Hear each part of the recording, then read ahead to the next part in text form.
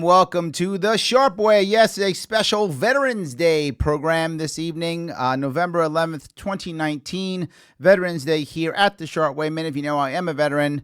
7 glorious years, United States Marine Corps. If you want to join the program, talk to me, ask me some questions, get mad at me, whatever you like.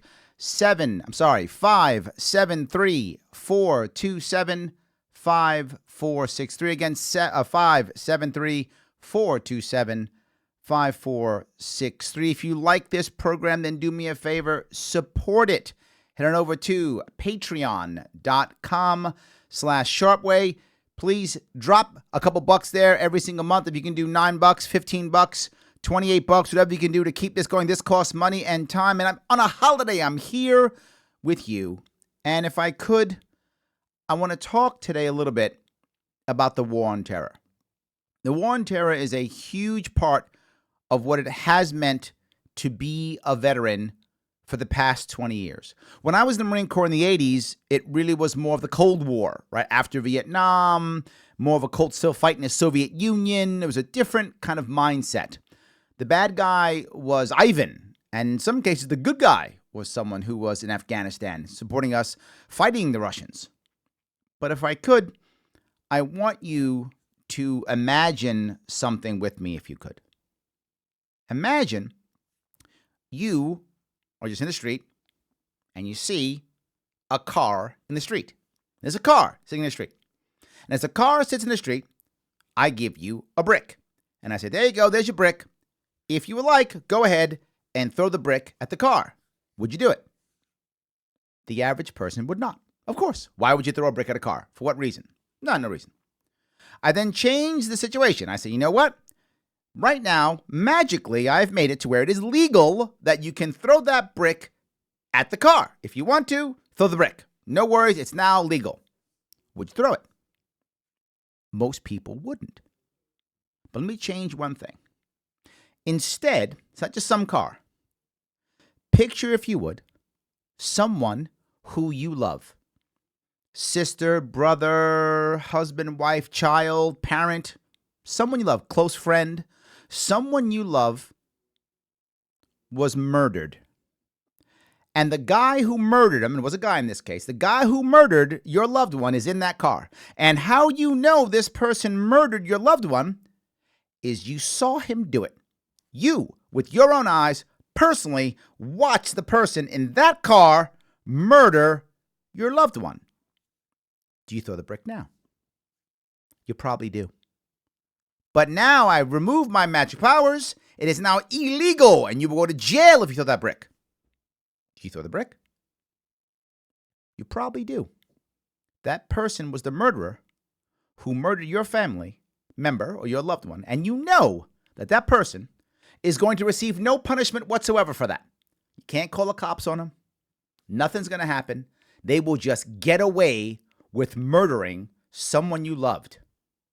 Do you throw the brick? Odds are you do. I want to add one more aspect to it. In this fictitious case, I don't know who you are, but imagine if you would, you believe in magic, that if you throw that brick and it hits that guy through that glass, that you will magically see your loved one again. And you believe that in your heart, that if you do it, you will see your loved one again. You believe it. Do you throw the brick? You probably do. What if I say, not only is it illegal, but I'm going to put a cop right there in front of the car? Do you throw the brick? You do. I'm going to put 20 cops around the car. Do you throw the brick? Yes, you do. If I threaten that I will kill you if you throw the brick, you probably still throw the brick. That is what terrorism is today.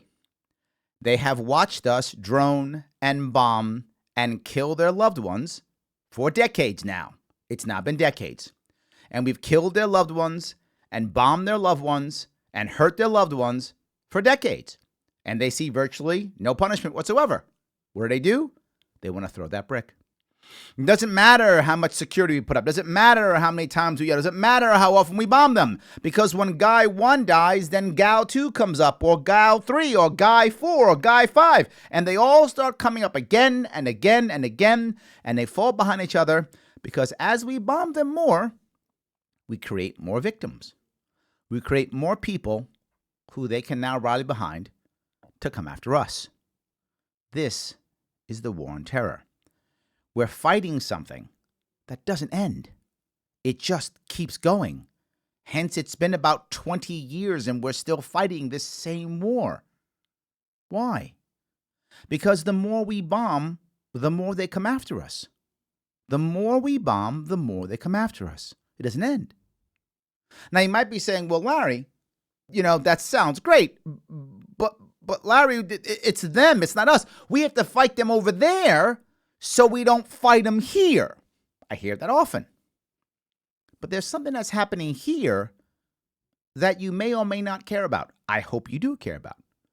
And that is our war on terror, because we call it a war on terror because it is a war. Now it allows the government to do whatever it decides it wants to do because it's a war. See, you're not against the war effort, are you? Our privacy, optional, no longer matters. We can take your privacy away. We can ignore all your rights. First Amendment, Fourth Amendment, Sixth Amendment. These are all now optional. Why? Got to keep you safe. Yeah, we do. Got to keep you safe. Number one thing is safety. That's it. But here's what the problem I have with that. The problem I have is I was a Marine, and if you are a veteran or even active duty, you took the same oath that I took, was to protect and defend the Constitution, not every single individual. I don't remember that oath. I don't remember an oath saying, I promise to protect every single American from anything ever at any time. I don't remember that oath. I remember the one that said, I'm going to protect the Constitution. And then the Constitution protects our rights so that we can protect ourselves. And boy, is that not happening at all. What's actually happening is we're worried about making us safe. In fact, we're proud of it. Kept us safe, kept us safe, kept us safe. I hear that all the time. Proud of this. We are prepared to sacrifice our rights for safety. I would ask you a question. If we're sacrificing all of our rights for safety, what are we sacrificing for? What are we actually saving? Not much. But it doesn't end with just destroying our rights. It goes further. It goes to now government can make lists. Oh, the old lists. Gotta love those lists. Making list after list after list. And what do they talk about? This guy could be a bad threat. He could be a bad guy. He could be this. Put him on a list. He's on a list. And now all of a sudden he loses his rights. Okay, great. What was the due process to prove the guy was actually a bad guy, did something wrong? Virtually nothing. I'm afraid is basically it. Who makes the list? Bureaucrat makes the list. Some bureaucrat. I'm not saying the bureaucrat's bad at all. I'm not at all. Probably an average person who wants to do the right thing, who's probably relatively talented, probably wants to do the right thing and wants to help the country. I get that. No worries. So that person wants to do that. Awesome. Good for them. So let me ask you, if that person sees your name on the list, is that, can I go on the list or not? Should I put this person on the list or not? And they're not sure, what are they going to err on? On the list. Of course they are. Because if they don't do it and you do something stupid, they are going to pay. So of course you go on the list. So they're incentivized to err on the side of on the list you go. And you go, wait a minute, that's not going to happen, because if someone, is on the list incorrectly, then what do? They will then, appeal to get off the list. Well, how? Where's due process? Who wants to talk to you now? You're on the terrorist list. I'm not talking to you. You're clearly a terrorist. You're on the list. Yeah, That happens all the time. Lists. And the worst part is we are proud of these lists. We are proud of our safety. We act like it's awesome. And when we do that, what we're actually doing is saying that we are okay prosecuting thought crimes. We're okay prosecuting you because you might, could be, maybe, if have done something wrong. All this happens from the war on terror. Maybe, got to be safe. So lock him up. Maybe, got to be safe, put him on a list. Maybe, got to be safe, bomb him. It is now legal to bomb U.S. citizens, Americans, in foreign countries because they might be terrorists. Think about that. The president right now, and if you like Trump, maybe you're okay with that. If you don't like Trump, you're not okay with it. But guess what? Trump's not always going to be president, no matter what you might think. Some guy or gal you don't like is going to be president at one point for sure. And that person decides, you know what? I don't like those guys. Bomb them. And they can. The war on terror creates Gitmo. It creates lists. It creates sacrificing of rights. The war on terror is turning us into a police state, and we are actively saying it's all good because we're afraid. Something to remember. As a general rule, America doesn't just take away rights. Almost always, we eagerly ask for our rights to be taken away because we're afraid. Take my rights away because I'm scared. That's what we usually do. The war on terror has created that. And the worst part is, it's created that. And the people who are paying a huge physical and mental price are our veterans. As they send them off to war, an unending war that they cannot win. There will be no victory parades because we can't win this war. So we're sending them off to fight a war they cannot win. And then when they come back, no matter how brave they are, no matter how bold they are, no matter how honorable they are, no matter how powerful and strong they are, no matter what they do, they can't win this war. And when they come back, either physically or mentally broken, or both broken, both physically and mentally broken, if both, when they come back, we will discard them. It's what we've done again and again and again. We'll put a yellow ribbon on the back of our car. We'll say, thank you for your service. And they will go off. And at twice the rate of non-veterans, they will commit suicide. That is what keeps happening, has been happening. That is what our war on terror does. All right. I have a whole lot more to talk, but I want to grab a couple of calls. The first call, I want to stay on topic. I'm going to go to Dutchess County in New York. Yes, we're staying in New York right now. I want to talk to Christian. He wants to talk about justified wars. Christian, how are you? Hey, I'm good, Larry. How are you? I'm doing wonderful. What's going on? Happy Veterans Day. Happy Veterans Day. I just had a sort of two-pronged question related to what would you consider the last justified war?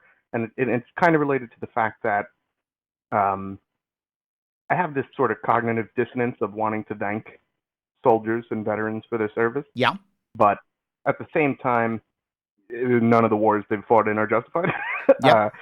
So I get your point. What would you think would be the way to deal with that problem? Let me deal with both of them. From a defensive perspective, you want to be thankful, but it's difficult. Let me give you two things, and this will make some people angry. And when I say it, people do get angry, but it's true. Most veterans do not like when you say thank you for your service. Most don't. Mm-hmm. And people get mad. Yes, they do. We love. No, they don't. They don't actually like it. Most don't actually care either way, but they're not like, yay, thank you. Most of them don't care either way. Some are actually upset by it, and particularly those who saw combat. Now, how do I know this? I'm not a combat veteran. I've met many combat veterans and helped them and tried to help them transition into the workforce. It's one of the things I do as a trainer. And what they often feel, particularly our combat veterans, is they feel, and this may sound crazy to a civilian, but if you're a vet, you get this, they often feel they didn't do enough. Combat veterans often feel like they didn't do enough. And to a civilian, that's insane. Like, we can't understand a vet thinking this. My God, they went over there. They were in combat. They gave more than we gave. But in their own minds, particularly if they saw people who they cared about either be hurt or killed or seriously wounded or come back and they committed suicide, if they see any of that, they have basically a survivor's guilt, feeling that they haven't given enough. So if you thank that vet for their service, you're actually hurting them in a way. Not massively. It's not like you're destroying them. I'm not saying that. But I'm just saying it's a little bit of a smack to them because they really feel like they didn't give enough. And now you thanking them makes them actually feel bad. Now, that's not the average. The average vet goes, whatever. People say, well, Larry, why don't they get mad? Because they know that you're not trying to be a jerk. The person who says thank you for your service is trying to do a good thing and be nice. And vets know that. We're not mad at you because of that. We're not going, oh, you're a jerk. They're not. But if you want to make a vet really feel good, one of the best things you can do is just say what you will hear me say often when I meet vets. I'm glad you're home. What vets want more than anything is one of two things. To go back into the service and to go back into combat again. I know it sounds horrible, but many of them do want that because they feel at home there. Or two, they want to integrate effectively back into their communities. And we often don't do that. Not that we shouldn't honor them and give them parades. It's lovely, particularly in local communities when I honor their veterans. Please do. That's amazing. But if you constantly put them up on a pedestal, how do they ever integrate into their society? They actually don't want to be in a pedestal. They want to just be good members of their community. Right? I had an issue once. I tell a story often, but I got to tell it again. It's such an amazing story. During one of my sessions when I'm training veterans coming back from, I think these guys come back from Afghanistan. I think they're Afghanistan. I'm training them at the reserve unit. And I'm teaching them about the idea of, how do you give a success story when you're sitting in an interview to impress the HR person and show them your success and that kind of thing. And I often have to fight to get them to say anything. They say nothing. I'm like, what are you talking about? Let's talk. And this one guy, I'm talking to him, and this guy, this is a separate class, and I remember, a separate class, this guy was a sailor. And he literally says at one point, after like 3 prods, I saved the guy's life once. Oh my God, what an amazing success story. I saved the guy's life, and here's the best part. I wish I'd planned this. You know what this guy wanted to be? He wanted to be a security guard. You would think if you were the hiring manager and you were hiring a security guard, one of the most important success stories you could possibly hear is, you saved the guy's life once. That's amazing. And I had to fight to get this out of this guy. Another guy was a Marine. He did an Overwatch in Afghanistan. And his Overwatch rate over a course, I think it was a 9-month tour, and maybe 6-month tour. But it was a several-month tour of doing Overwatch. And on his tour, he was 100%. And for those of you who don't know what Overwatch is when you're basically watching an area. In this case, his was convoy routes. And he was trying to make sure that there were no explosives, IEDs that went off during his time. And I think it was 6 or 9 months. They got every single IED. Not one bomb went off during his tour. He was 100%. And I said, my God, do you know how awesome civilians want to get 100% at anything? They will jump through hoops to get 100% anything. And he said to me, yeah, I was just doing my job. That's a vet issue. And to understand veterans better that way, instead of saying thank you for your service, instead say, I'm glad you're home. And in fact, if they're a Vietnam vet, and this is specifically for Vietnam vets, just say, welcome home. Because the Vietnam vets never got a welcome home. So it doesn't matter if they got out in 72, 75, 68, doesn't matter when they got out. The Vietnam vet, the Vietnam vet, and you meet him, just say welcome home. You want the vets to feel good coming back into our communities. So that was step 1. Does that answer your question on the second part of your question? Absolutely, yeah. On the first part, justified war. Well, the last time Congress declared war. And do you happen to know when the last time Congress declared war? World War II? 1942. That is correct, sir. We actually declared war against Germany's allies in Europe, Bulgaria, Romania, and Hungary. I think it was February 42. I'm pretty sure, not 100% sure, but I think it was February 42. when I'm sure someone will check and Google will get mad at me if I was wrong. But it's around that area. We actually did not declare war against Finland, which was also a German ally. But on those three, we declared war. Just against the Soviets. That's fine. That was We're cool with that. Yeah, but that was the last Winter time War. that we declared war. And that was the last justified war because we were attacked. Right? Mm-hmm. Since then, we've been at war, by the way. We haven't declared war since 1942, but we've been at war almost perpetually since World War II. For about 70 years, give or take, we've been at war, even though we haven't declared war. By the way, we haven't won a war since World War II either. We just keep fighting wars. We don't win them. We get draws or losses. We don't actually win any of these wars. Most of these wars are unwinnable. And that's what I was talking about earlier. The wars we're in now, the war on terror, it's unwinnable. We will never win that war. It cannot be won. World War II could be won. World War I could be won. Civil War could be won. These are wars that could be won. Every war we fought since then, they're unwinnable. Because it's a general rule, we're fighting someone else's civil war. And when you're fighting someone else's civil war, how can you possibly win? The French tried to fight in our Revolutionary War, which was basically a civil war, and they lost. Go 10 years after, 20 years after our war, and then revolution themselves. The empire fell because of us. So the last justified war, World War II. Did I answer your questions? Yep, absolutely. And what do you think about the idea of, instead of saying Veterans Day, saying Armistice Day again, like it was originally called? Actually, I like the Veterans Day. I think we should. I mean, our veterans are brave men and women who go off and do amazing things. Whether we believe they're actually defending our freedom or not, that's a different issue. But without question, they're doing amazing things. Why wouldn't we want to honor them? Armistice Day says we're happy that the war's over. Remember, Armistice Day, for those who don't know, Armistice Day was the original Veterans Day because it was the end of World War I. And the reason why they wanted that day is because back in those days, they believed, obviously erroneously, that this was the war to end all wars. That when this war was over, there'd be no more. And that's why this was a great celebration. Armistice Day, that will be the end. It was the 11th hour on the 11th day of the 11th month. But that's not even close to true, my friend. We are still fighting and have been fighting. I'd rather keep it Veterans Day. I agree. Yeah, it'd just be nice to have that sentiment of, I just think from the sentiment of ending things being positive. Yeah. But no, I totally agree. Just wanted to hear your opinion. Yep, good. I hope I answered your questions. Absolutely. Thank you very much. Awesome. All right, so thank you for that call. What I often hear is, Larry, we've got to do something. We've got to do something because, this is that I'm naive because of ISIS and Al-Qaeda and, all the bad guys out there, and Saddam Hussein and all that stuff. In reality, please think about this for a minute. Why in the world are you scared of ISIS? Why in the world are you scared of Al-Qaeda?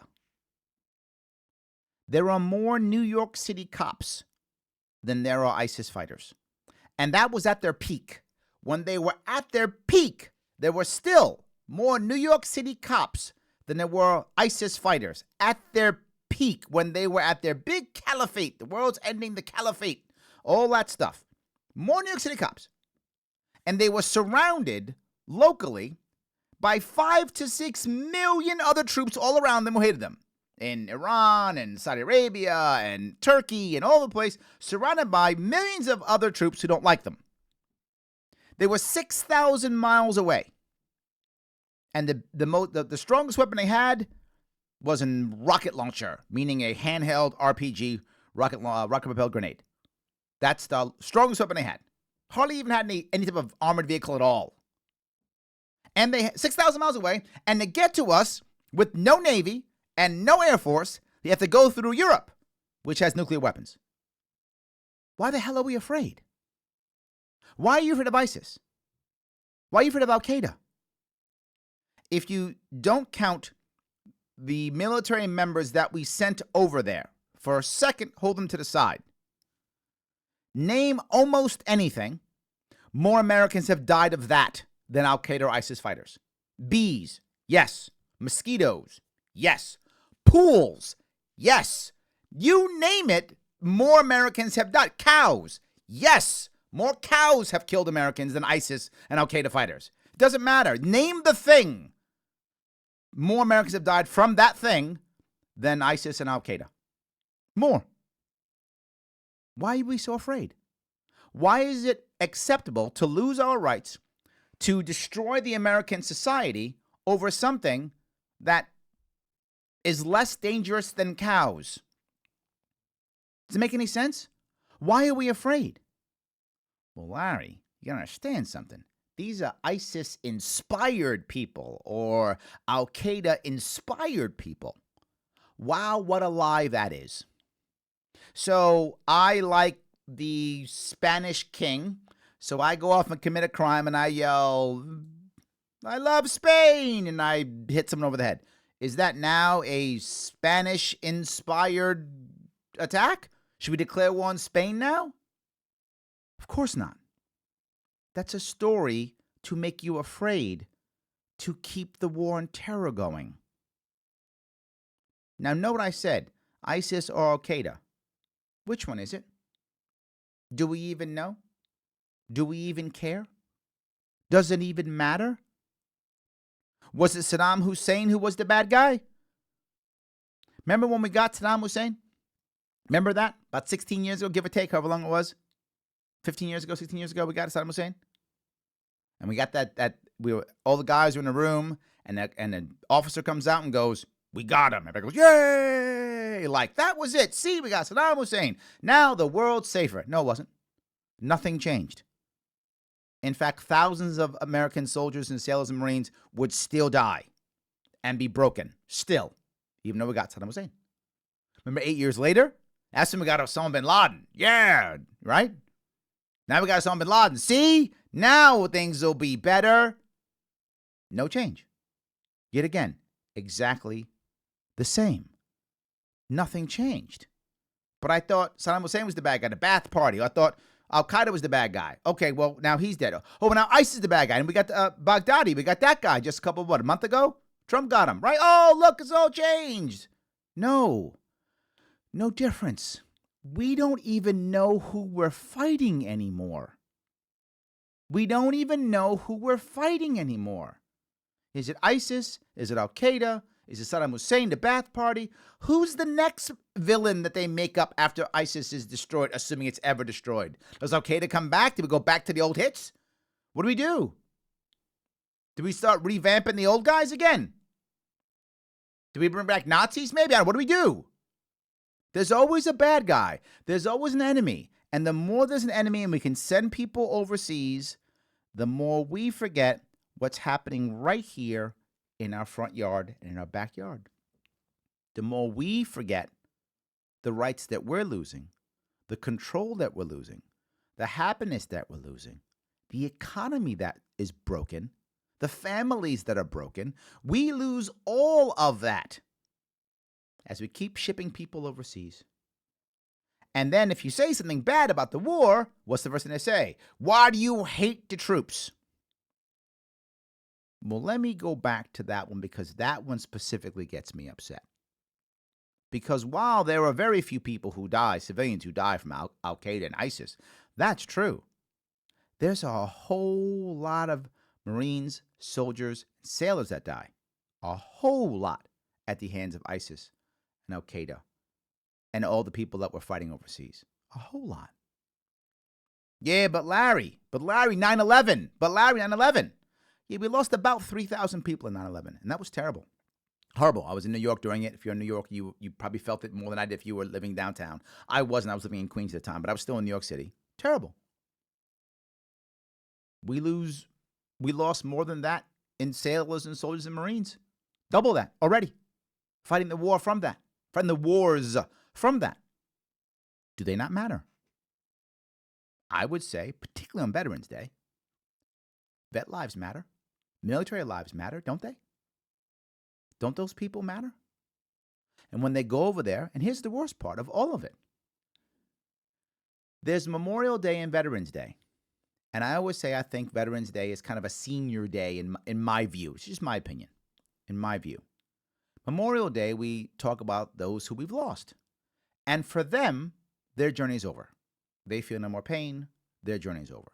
Their families still suffer. Absolutely, their families still suffer. But their journey is over. But when it comes to Veterans Day, not only do the family members suffer, but also those veterans too are also suffering. They're also suffering with PTSD. They're suffering with TBI. They're suffering with survivor's guilt. They're suffering with all physical issues that those are those things we can't see. And there's the worst part. Those are things we can't even see. Then there's those we can actually see. Loss of limb, loss of eyesight, just all those other horrible things that we can see. All of this so that we can put a yellow ribbon in the back of our car and say, I support the troops. And why do you hate the troops? I love the troops.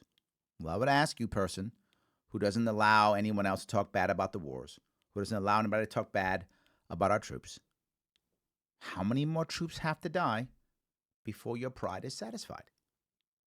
1,000? 10,000? 100,000? How much blood has to be spilled until you can go, I'm proud now, I'm happy? How much? If it's only a couple thousand, let's line them up and shoot them now. It's a whole lot better for everybody. Then we can pull out of the wars and move on. Your pride can be satisfied and we can move on. See how easy that is? Way better. It's not okay.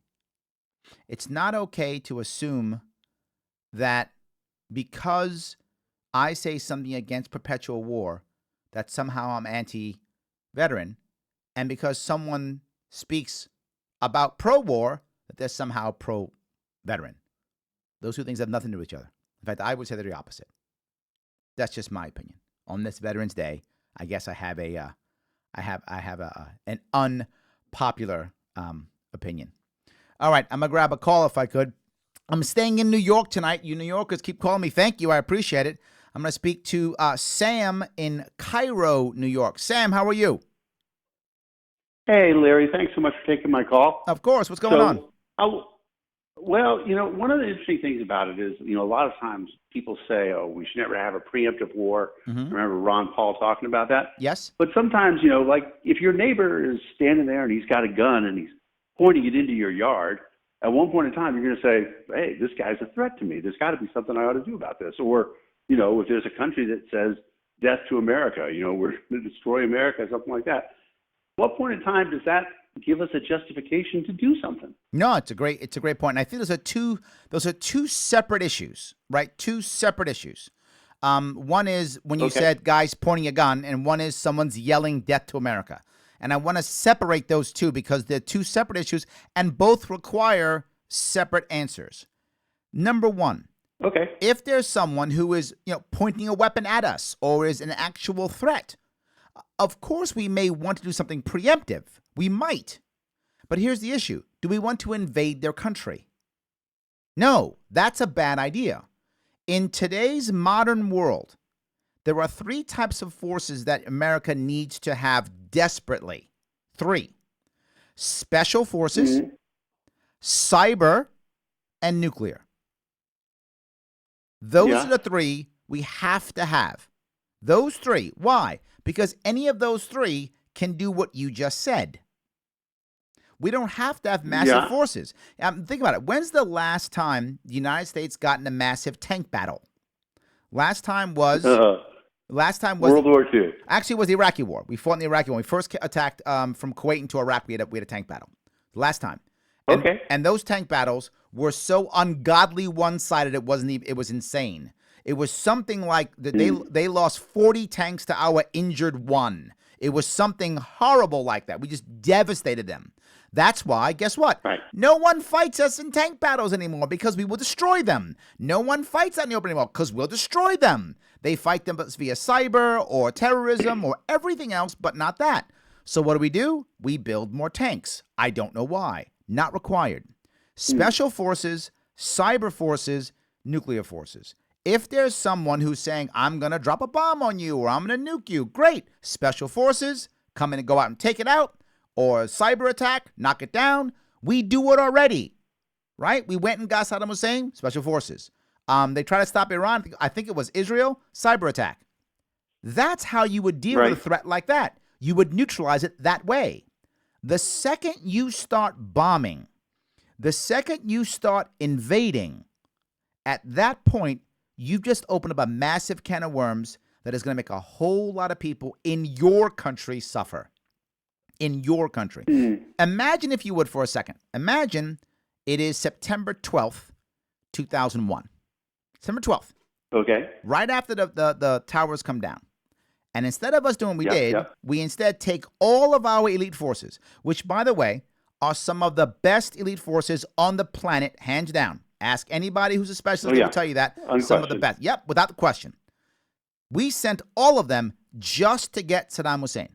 That's it. That was their entire mission. Our CIA, all of our infrastructure was focused just on getting him. Most experts would agree we would have gotten Saddam Hussein. We would have gotten Osama bin Laden in about 2 years. Most would agree to that. That's, we can't guarantee that. Obviously, it's total hindsight. But odds are we would have got him in about 2 years. Then we got him. Well, took him out. Hold on. Took him out without invading a country. We still cut off the head of Al-Qaeda. We still send a message to any guy or gal who decides they want to get us that we can kill them and we can reach them wherever they are. Doesn't matter where they are. And no more Americans have to die, and nobody gets bombed, and we don't create enemies. Did that make sense at least? It makes sense. And so what you're saying actually is that maybe after the USS Cole attack, or even after the first World Trade Center attack, we would have been justified in doing that then. Maybe. It depends. And that would have prevented 9/11. Yeah, I don't know the details on that, but yeah, I mean, I don't think that's necessarily a bad idea, right? Even with the, many people will say that 9/11 is because of other things we did in the past. I'm unsure how detailed that is. I don't know the details of that. But yeah, if we just go after the top dog bad guy, we don't create all the down the river terrorists who want to kill us. We don't create them, but we still send a message. Well, because usually those guys are dictators anyway. Yes, right? I mean, absolutely. Those guys are terrible dictators. 100%. That's exactly what they are. So I think that's how we deal with that. Now, someone yelling death to America. So what? So what? Why do I care if someone yells death to America? I hear it all the time. They say they want to kill us. Great. I just spoke about this. ISIS at its height had 20,000 or 30,000 fighters at its height, at its maximum. There are more New York City cops than that. I heard you say that. That's the most amazing statistic I've ever heard. Yes, there are more New York City cops than all the ISIS fighters at their peak. Why are we afraid? They yell death to America. You know what that is? That's a recruiting tool for them. When they yell death to America, and then we're dumb enough to bomb them because we're afraid of them, then we kill some of their people who we shouldn't have killed. Those people now hate us. They just recruited more people. The more we bomb, the better they recruit. If you notice something, this is something people don't realize. People got so upset because ISIS had a caliphate for a while in Syria and Iraq. And I said, good, let them have one. People thought, oh my God, Larry, you're crazy. But if they're doing that, they have to actually govern.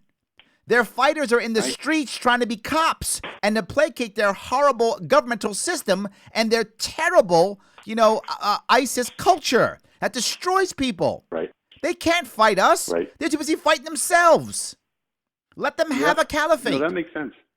Let them have it. All right. So then I agree with that. So then my last question is sort of to combine those two things. What do you do with somebody like Kim Jong-un who, is saying death to America and clearly has the capacity to be quite dangerous? He's fired some rockets and stuff like that. It's a great question. Do we have to sit around and wait? It's a great question. And I'll go back to, let me go back to what the alternative people believe it is. We have to fight this guy here all the time. We have to fight this guy. We got to fight this guy. Okay. Why?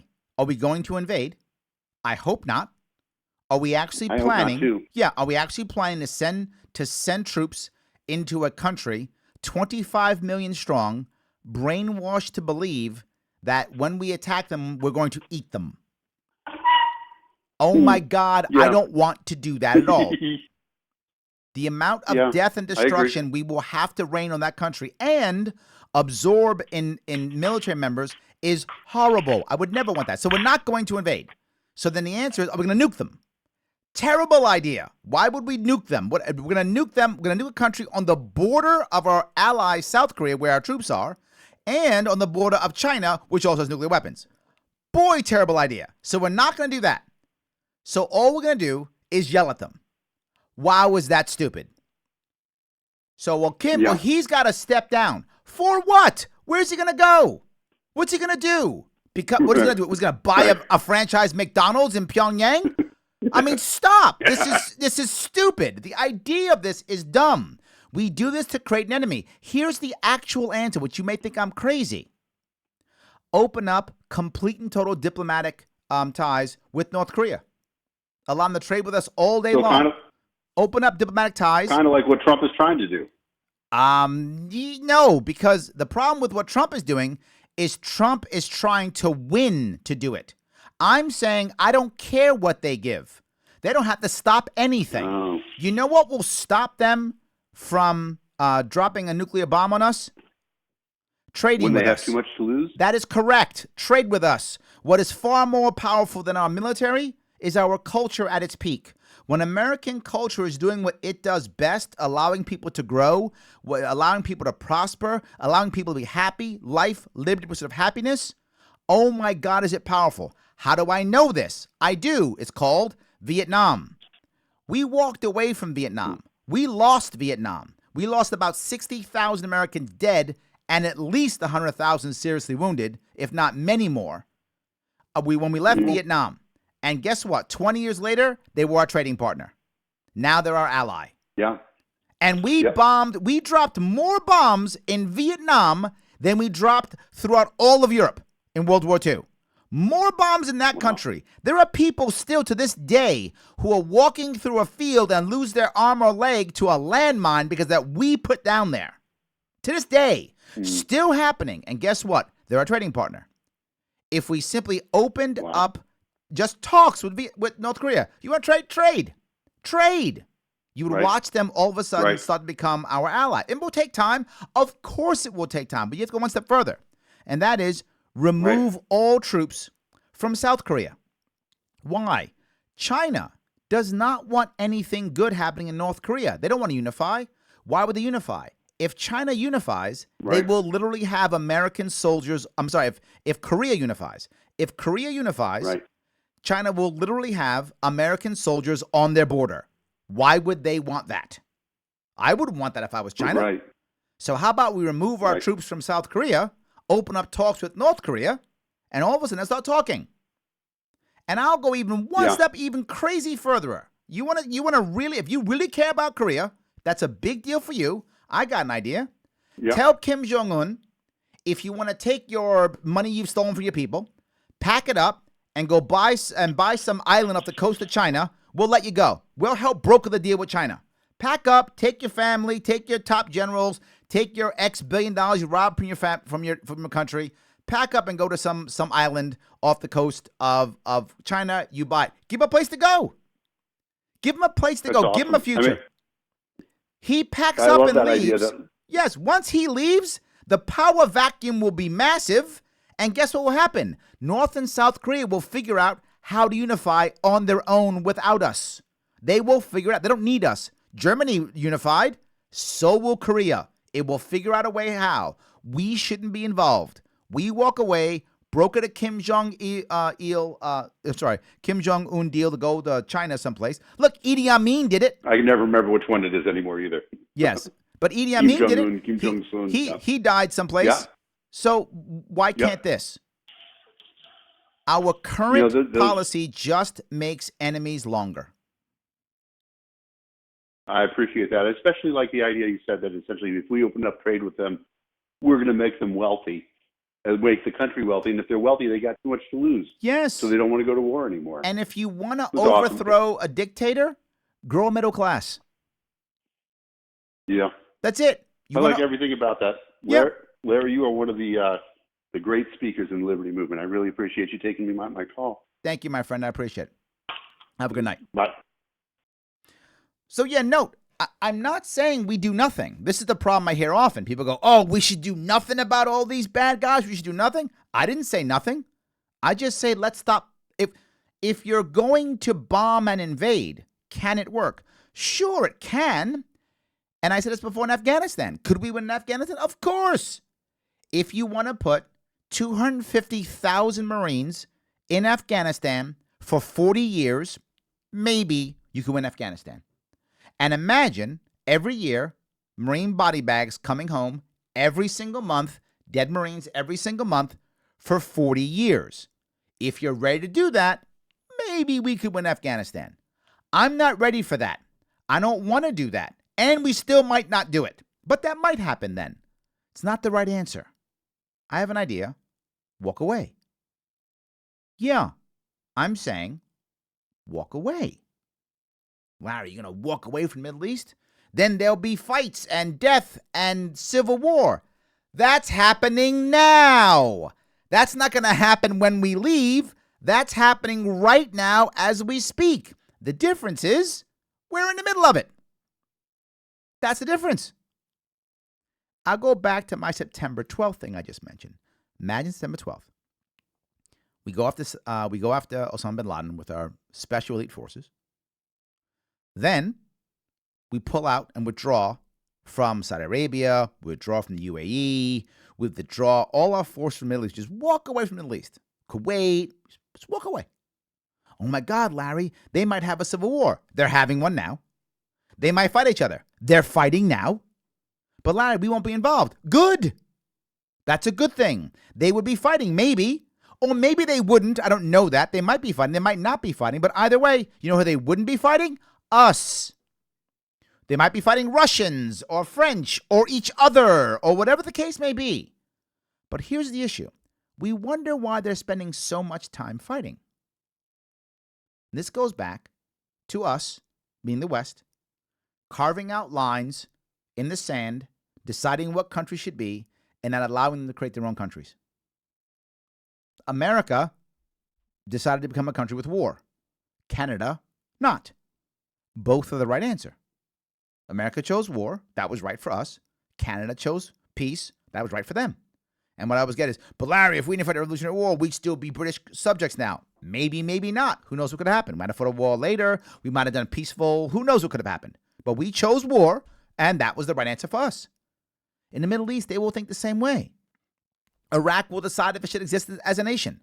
And who will decide that? The Iraqis will. Syria will decide if it should exist as a nation. Who will decide? Syrians will. And they may decide through civil war, and they may decide through non-civil war or peace or whatever. We went through our Revolutionary War, and we went through our Civil War. Yet we won't allow them to go through theirs. It's unfair. How dare us decide that they may not go through their own civil wars? They're having it now. They're having religious wars still. We had ours, right? Didn't we have Catholics and Christians killing each other for 100 years in Europe? And still afterwards, still in certain parts of the world. We still do it, right? Well, now they're having Shia and Sunni fighting. That's their world, not ours. Why won't we just let them be who they want to be? But Larry, people will die. They're dying now. We're not helping. We're not helping. But there is one thing we're doing now.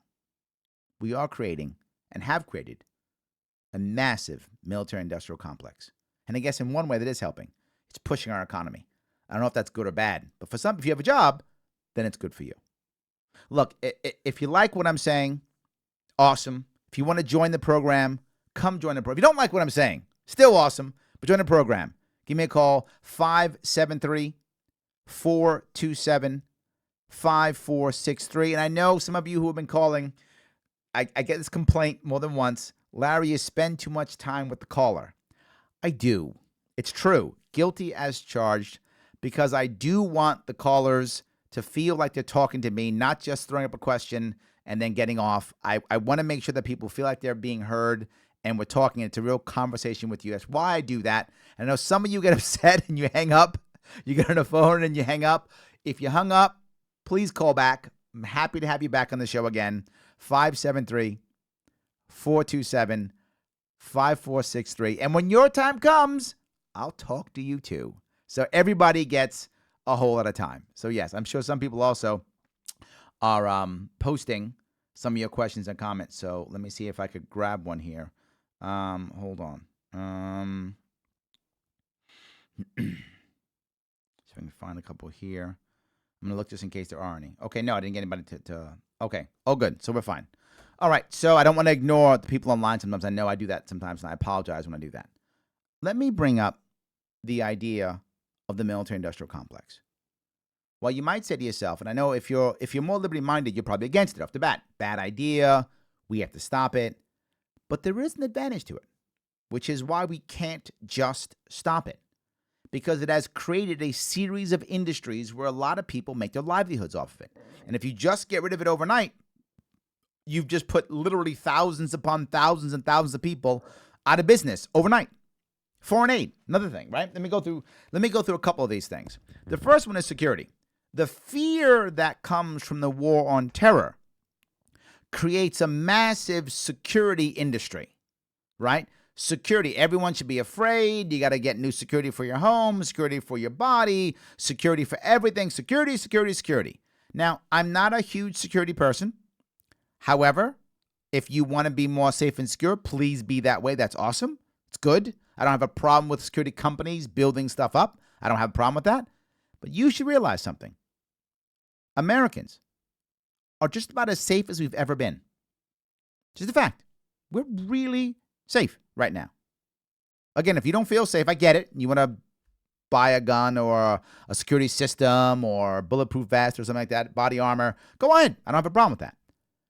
But remember, some of this is fear that is being pushed by a war on terror. That somebody's out to get you 24/7. And the odds are they aren't. Well, you're pretty safe. I see it in New York City all the time. All right, here's what I see. I see when I go to New York City, tons of buildings now in Manhattan that have huge security desks on the bottom, right? Before you get in. Before you get in, you got to go show your ID, and it's got to be a legal ID, and they got to take a picture of you and all that stuff to get into the building. And I say, oh, it's security. That's not security. That's not. That's just nanny state. That's not stopping anybody from hurting anybody. It isn't.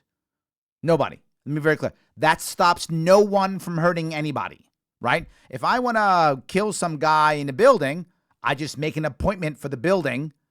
I get my ID, and I make it fake if I'm that important. I make a fake ID, take a picture. I'll go up there, and I kill a guy.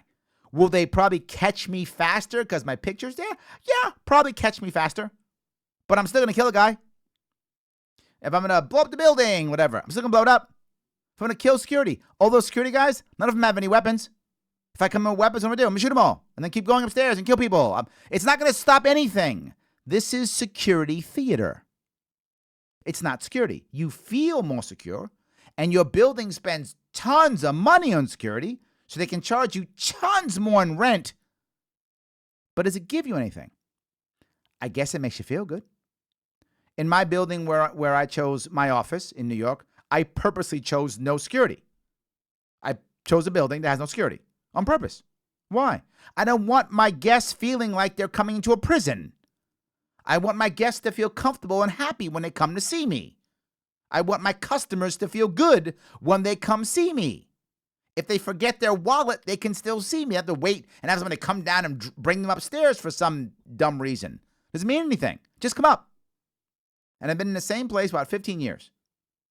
And no one's bombed anybody. Look at that. No one's killed anybody. Because no one was going to. Nobody was going to. It's security theater.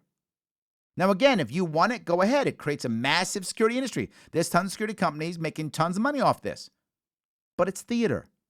It doesn't make anybody safer. And it's a huge, colossal waste of money. Or now they have the elevators where you can only press a certain code to get to a certain floor. Wow, what a pain in the ass that is.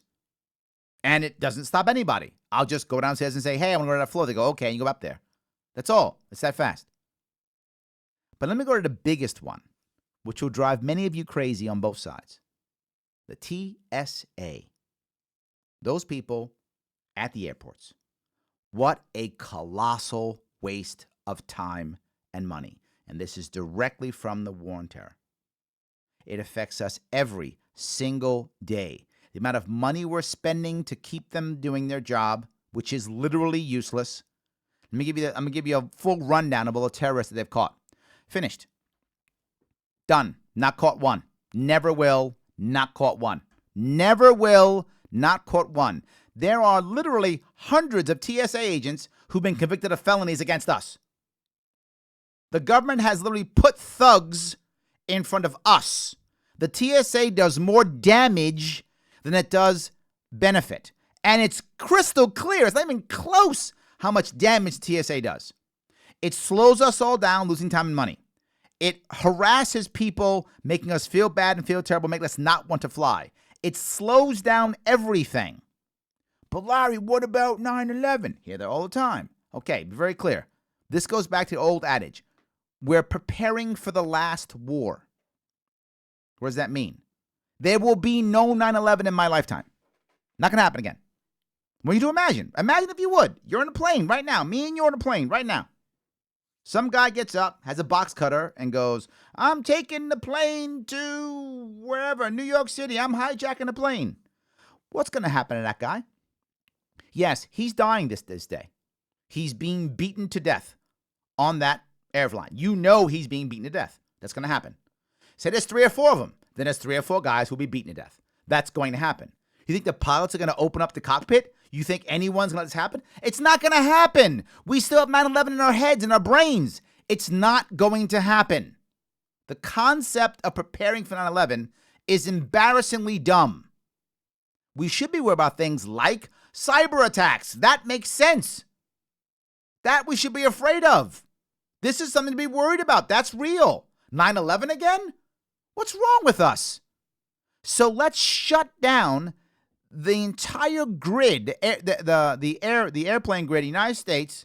Let's slow it down tremendously because we're afraid some guys with box cutters might hijack a plane again.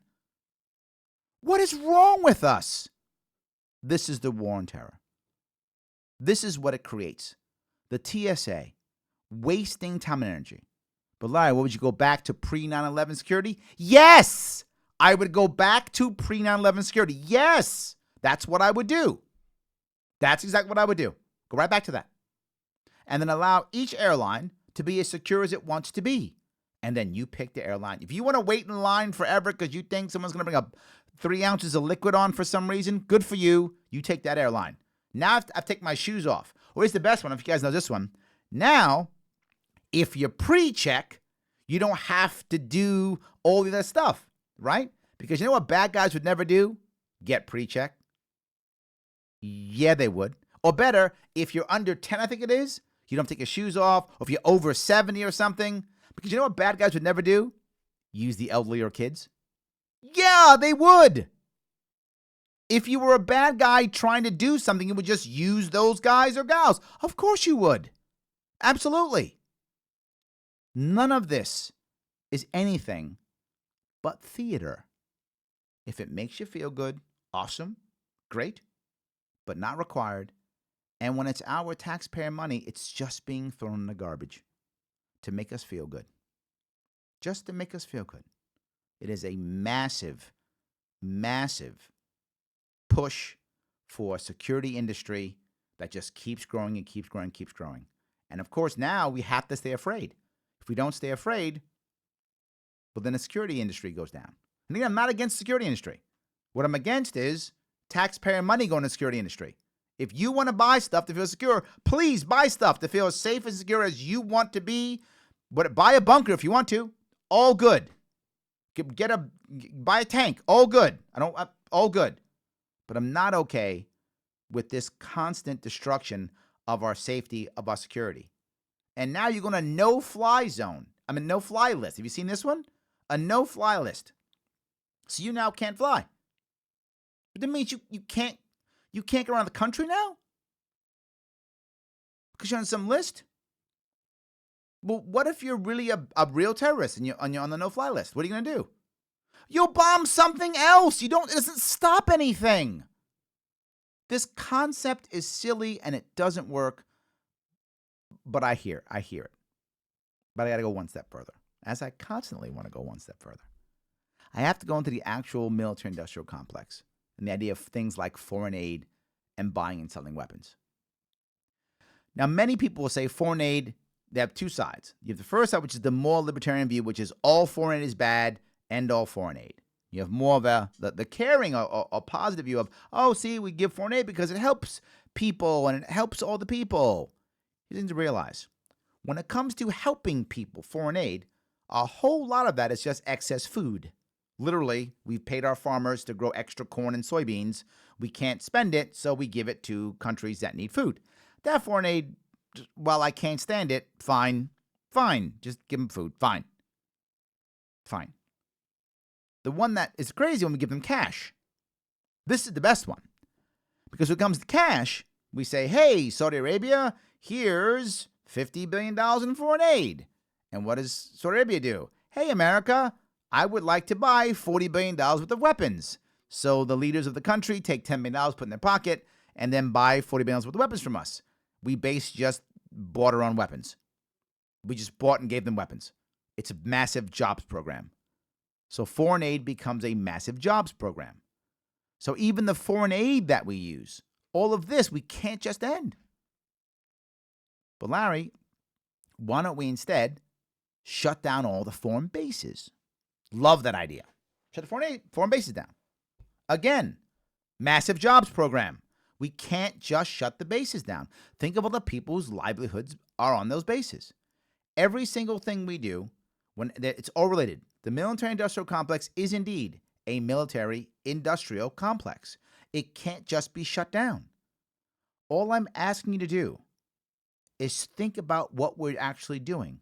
Think about how much money we're spending, how much time we're spending on defense, how much of it is really defense, and what should we be afraid of? I'll go to the deepest one of them all. Please think of what nation is going to invade us. Yeah, none. There's no nation that's going to invade us. America has when it comes to traditional combat, traditional warfare, no real enemy out there. None. Are the Canadians going to invade? They're on our border. There's like 9 Canadians. I'm sorry, Canada, you're mad at me now. But no, there's like 9 Canadians. They're not going to invade. Are the Mexicans going to invade? They're not going to invade either. Nope.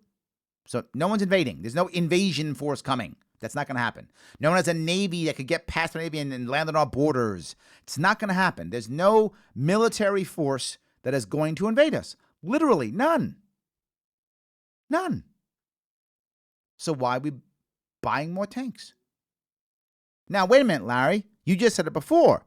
Cyber attack. Yes, that is a serious issue or concern. We should be worried and concerned about it. Of course we should.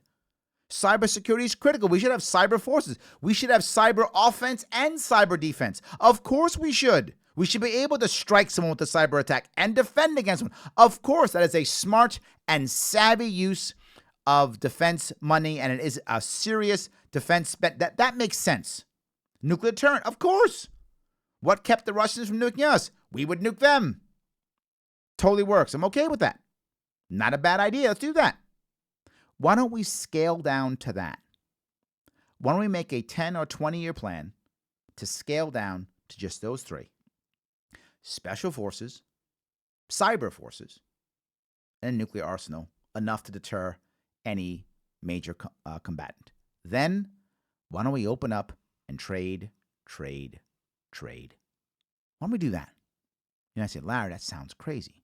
Okay, maybe it is crazy. But we've been trying the opposite for about 75 years, and it's not working. 75 years. I don't know when do we stop perpetual war? Maybe it's even more. I just said 75. Maybe it's like 85. We've been in perpetual war for at least 75 years. When do we end that? When does that stop? When do we go, you know what? Not working.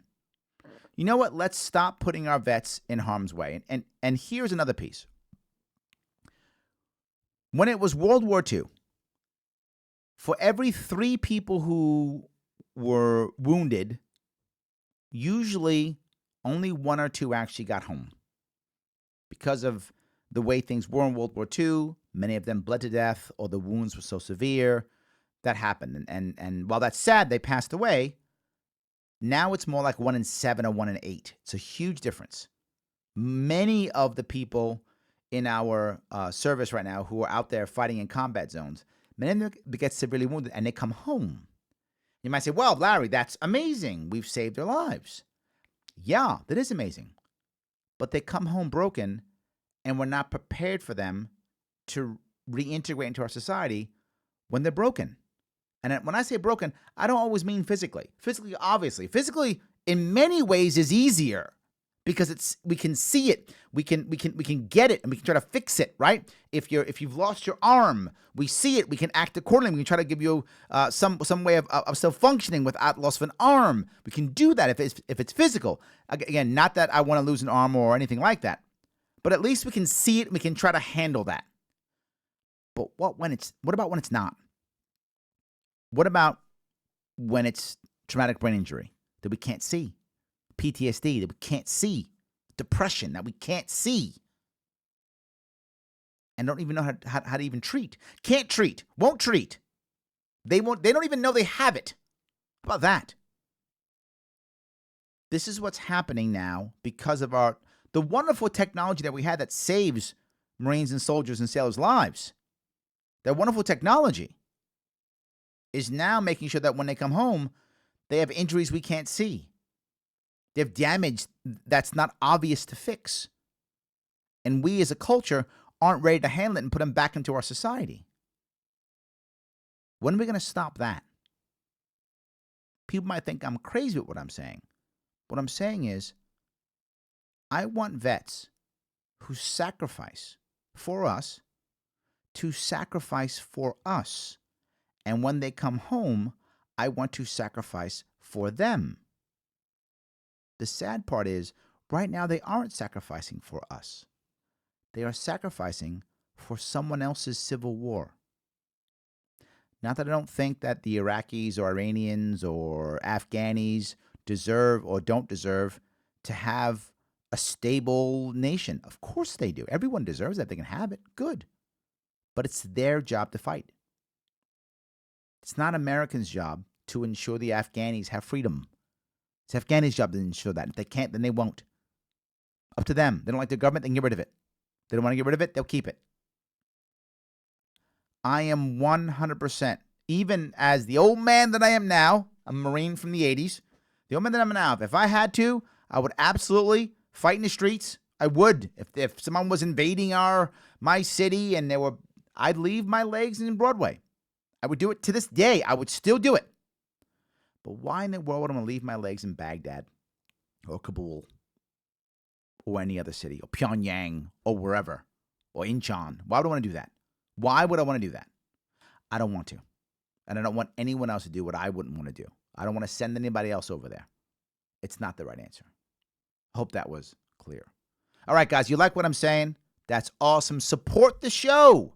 If this matters to you, support the show. Head over to Patreon. That's patreon.com/Sharpeway. Give what you can give. I hope I didn't make too many of you mad on Veterans Day. I'm supposed to be all pro-war, I guess, news today, but I'm not pro-war. It's not who I am. But I am pro-vet, absolutely. I want to protect our vets and support them. So support me. I'm a vet on Veterans Day.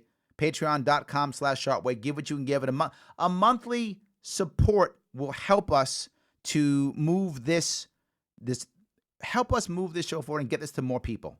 That's really what I want to see. All right. Let me see here. All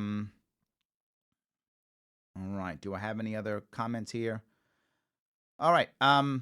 It seems one thing I've received, it seems that most of the comments are veterans saying that they actually agree that thanking them for their service is making them feel uncomfortable. Yes, that's what I tell you guys. Thanking them for the service is making them uncomfortable. Yes, I know I'm giggling because so many people get mad at me when I say that, and it's true. So you don't have to say it. It's okay if you say it. We're not going to get mad at you. It makes you feel good, say it. But please, instead, if you're going to say something to a veteran who you've just met, instead say, I'm glad you're home. I'm glad you're back. I really think it's very good. All right. One other question was, what is your biggest advice to veteran soldiers that struggle internally with PTSD and getting mental health help? They're afraid to look weak if they do. This is something that's going to be kind of interesting. And again, this is a look into vets. Years ago, I used to work with the Yellow Ribbon Fund. I haven't in many years, but I used to work for the Yellow Ribbon Fund prior to me running for governor back in the day. And when I work with them, I would often deal with. I give a class, and this was always free. I always gave the training that I make civilians pay tons of money for. I would let veterans have for free, right? So I was giving my time and my energy, what I thought was very valuable to a lot of vets. I'd go to some of the yellow ribbon front events, and when I'd go there, units would be coming back from Afghanistan or Iraq. Many of them were rotating back, and they were reserve units, and they'd come back, and many of them would not go to my classes. My class would be almost empty. I'd have classes on how to network, how to put your resume together, interviewing skills, all the things required, right? Because those of you who don't know who I am, that's what I do for a living, right? I'm a consultant in business. I do hiring and firing. I do all that kind of stuff, right? So I look at resumes. That's what I do. So I said, you know what? Let me help these guys out. Many wouldn't come. So I went to one of the first sergeants there, and the first sergeant was angry. And he said something like this. I'm going to paraphrase, but it's something like this. He said, God damn it, these guys aren't going to go there, and 9 months later, one of them's going to be dead. That's what he said. Because he had seen so much suicide, he assumed that he would have one of his guys from his unit be dead in 9 months. That was his assumption. And I said, my God, it's hard. He was like, yeah. Oh, my God, he's mad. So I go to the person who runs the leader or the coordinator there for yellow ribbon fund, and I say, are my classes mandatory? They went, no, we can't make it mandatory. I said, why not? He said, well, we don't want to tell them to do. I said, you have to. She said, what? I said, you have to. You have to order them to go to the class. Because if you order them to go to the class, then that's the excuse they can say for going to the class. Because they don't want to look weak. So if you order them, they can go, well, I wouldn't go to this dumb class, but I got ordered to. That becomes the excuse that they got ordered to. There were many times when I met with many vets, and again, when I was in the Marine Corps, as a staff sergeant was my highest rank, and I'm just civilian now. This is 20 years ago, more now, 25 years ago. So even more now. I would often order vets to do things. I have zero authority to order them to do anything, and I would do it anyway. I'd give them orders. I would tell, you need to do this and this. Do you understand the order I've given you? And they go, yes, Sergeant. Awesome. Do that. I have no authority. But I would tell them that, and it would make it okay for them to do it. Now, for a civilian, being ordered is going to be like, I'm not doing what you're telling me. But for a veteran, that's often an excuse.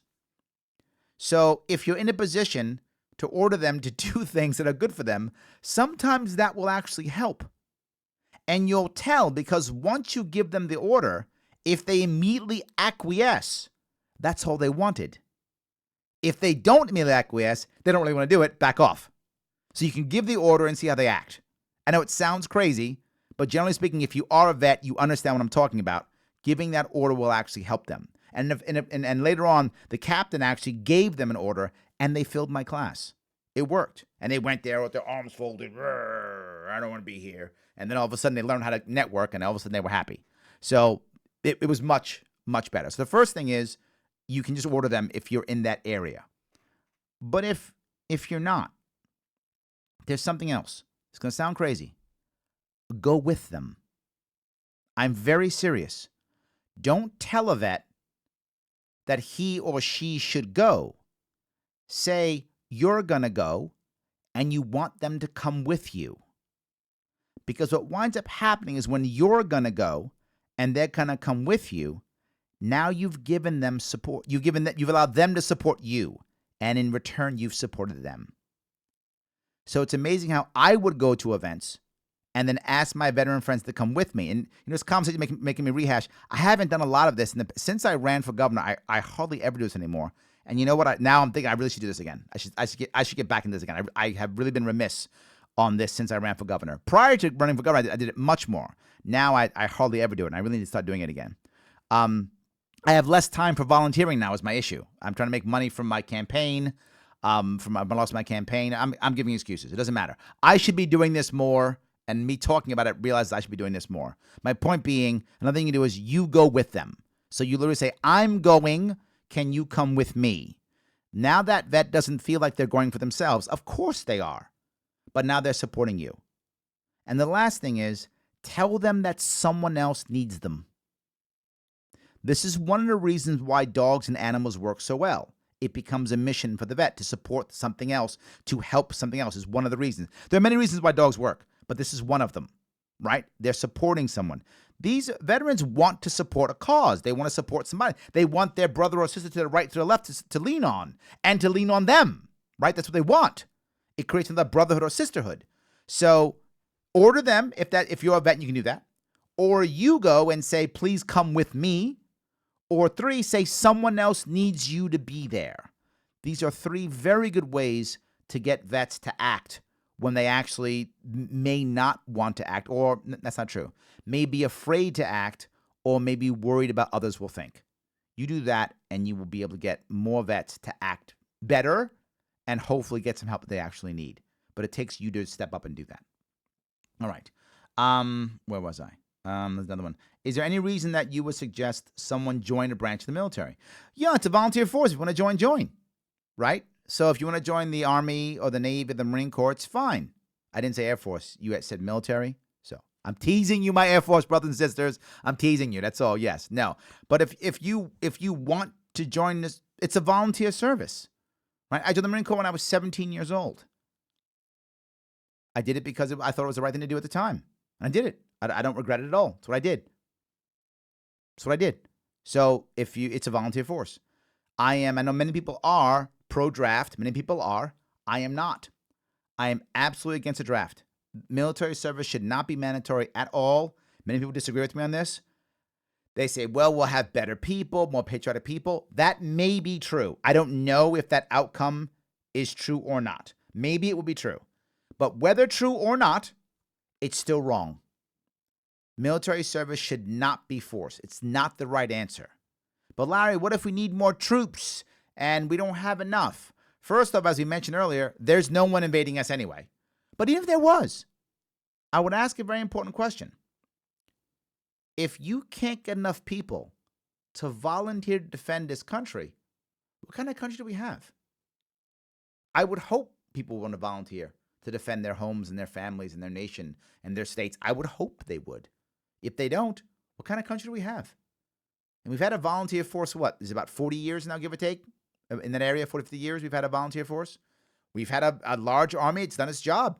It's been winning almost every battle. We don't win wars because of our policy, but we win almost every battle. It's very rare. Since World War II, it's very rare Americans lose battles. We win almost every battle. It's very rare we lose a battle. I mean, probably 1 in 200 we lose. We win almost every battle. But we lose the wars because of our policies, and that has nothing to do with the bravery or the actions of our soldiers and Marines. So I hope that was a clear answer. My loved one saw active combat. It's a question from the internet. My loved one saw active combat. He's struggling to adjust. He is seeing mental health professionals, but I'm so worried that he'll commit suicide. What can I do to mentally support him during his struggle? Yeah, this is hard. This is a tough one, right? When someone is when someone's looking at suicide, the number one thing to realize is they believe in their hearts and they convince themselves in their hearts that that is a better alternative than living. This is a critical thing to understand. They have convinced themselves it is a better alternative than them living. What you do not want to say is 2 things we always do. The first thing we say is, look at how other people are. You're not that bad off. When you do that horrible thing, all you do is further invalidate their feelings. So now you further invalidate their feelings to make them feel even worse. And they feel like, wow, I'm a total loser. They feel even worse. So I don't want you doing that. The second thing we do, don't do it. You have so much to live for. Well, they obviously don't think that. So don't say that either. Neither of those things will work. Instead, I'm telling you something insanely crazy. This may sound nuts. Tell them how you would feel if they passed away. I'm very serious. Particularly, again, vets. Vets are notoriously modest and selfless. Notoriously. Not all of them, obviously. People are people and some aren't. But they're notoriously that. Why in the world would you say, you're great, you're this? Like, no, I'm not. Instead, say, I will miss you. I don't want you to go. If you die, I will miss you. That may seem so selfish to you, but it's powerful to them because, again, they're supporting somebody. So don't forget that. Don't forget them. Don't forget to tell them that if they go, who else they're hurting? Who else they're hurting? They should feel that if they check out, they're being selfish and they're hurting others. That's how they should feel. Not that they have anything to live for, it's worth that. Second, I'm not making this up, guys. Plan with them. Plan with them. Tell them, and we're going to do this, do that, and make plans.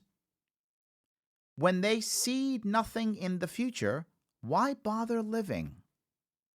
But when they see something in the future with people that they care about, they tend to want to live. It's not a 100% rule, and this isn't magic and doesn't work every time. But you're asking for something that you can do to help. This helps. Let them know how you will feel if they go. And number 2, plan with them for the future. Give them something to look forward to. These 2 things will help your loved one get through this. It's not magic. I'm not guaranteeing anything. But I am saying it will help and make things better. If your loved one's struggling really hard with this may not be enough to be forward with you. If they're not, this might be just enough to get them over that hump. So I hope that was helpful. All right, another one. Oh, question. You guys don't want to call? You want to write? Okay, you're going to write. It's fine. All right. Both the drug war and the Patriot Act are direct violation of the 4th Amendment. Yes, 100%. The Patriot Act. I didn't even touch the Patriot Act. I thought it was so obvious. I didn't even touch that one. The Patriot Act, which is one of the worst attacks on American people that's ever been perpetuated. Is that right? Perpetrated. Whatever. Imposed. How about that? We'll use that word. Imposed. One of the worst things ever imposed upon the American people was the Patriot Act. It literally said, I, as President of the United States, can declare anybody a bad guy and punish them. It took away all of our rights. And it happened again from what I talked about earlier during the show. And that is, I have to make you safe. That's all that matters. And I'll repeat once again for those who weren't watching or listening earlier. The oath I took as a Marine was not to protect every single American from every single thing. No, it was to defend the protect and defend and support the Constitution of the United States. The Constitution supports our rights so that we can protect ourselves. That's what's supposed to happen. That's what I want us to be thinking about. So the Patriot Act was a disaster, and we keep doing it. We're proud of it. Think about who we are, who we've become. We've become a nation that is proud of the Patriot Act that takes away our rights. And when does it go away? Never. Are we any safer? If we're safer, why do we have that? I don't understand. Why do we still have that? We shouldn't. It's a terrible idea. So yes, thank you for that. I'm going to grab a call now. I'm staying, but it's all about New York. Today's New York day. I don't mind. Usually I go all over the country, but I'll take New York today. I'm going to Staten Island. I have Susan. Susan, how are you? Larry, my boy. How are you, my dear? I'm going to pause this video on Facebook. I'm good. How are you? I'm doing great. You want to talk about veteran suicides? Well, yes. I mean, obviously, I want to reduce the amount of veterans that feel they need to suicide. Yes. There are a couple of things that go into this. I'm going to talk a little about something I haven't talked about before, and that is how businesses look at veterans. And the second one is how we look at veterans. Mm-hmm. Businesses look at veterans in one of 2 ways, and both are bad. Tax break.